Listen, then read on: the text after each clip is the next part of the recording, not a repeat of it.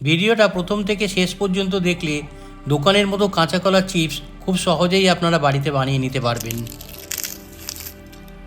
এখানে আমি নিয়েছি 3টে কাঁচা কলা। কলাটাকে আমি 2 ভাগে কেটে নিচ্ছি।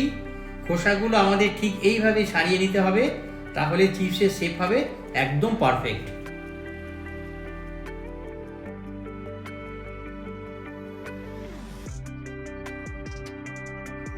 এবার একটা স্লাইসার দিয়ে কলাগুলো কেটে নিচ্ছি। আপনারা চাইলে ছুরি দিয়েও কাটতে পারেন। স্লাইসার দিয়ে কাটলে সবগুলোর শেপ সমান হবে। দেখুন কি সুন্দর হয়েছে। এবার আমি স্লাইস চিপগুলোকে ছাড়িয়ে নেব। এইভাবে ছাড়িয়ে নিলে ভাজার সময় একটা অন্যের গায়ে লেগে যাবে না। এবার আমি ছাড়িয়ে রাখা স্লাইস কলাগুলো একটা পাত্রে নিয়ে নেব। অন্য একটা পাত্রে অল্প জল নিয়ে একটা মিশ্রণ তৈরি করছি। দিয়ে দিচ্ছি 1/2 চামচ করে নুন এবং হলুদ। এটাকে ভালোভাবে মিশিয়ে নেব। মিশ্রণটা কখন কিভাবে ব্যবহার করব দেখতে থাকুন। তেল গরম হয়ে গেছে। এইবার আমি কলাগুলোকে মিডিয়াম টু লো ফ্লেমে ভেজে নেব।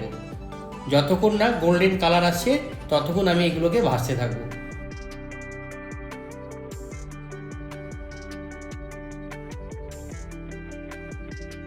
এইবার দিয়ে দিচ্ছি তৈরি করে রাখা মিশ্রণটা।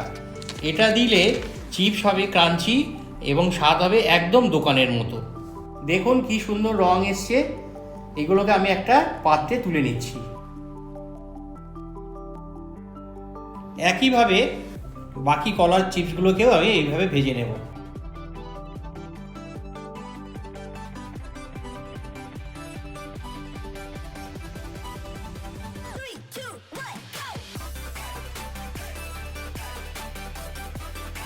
দেখুন চিপসগুলো দেখতে কত সুন্দর লাগছে।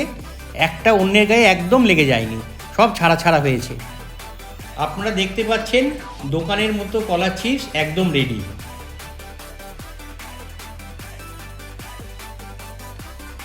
আপনারা বাড়িতে এইভাবে বানিয়ে খেয়ে আমাকে কমেন্টে জানাবেন। ভালো লাগলে লাইক, শেয়ার এবং সাবস্ক্রাইব করবেন।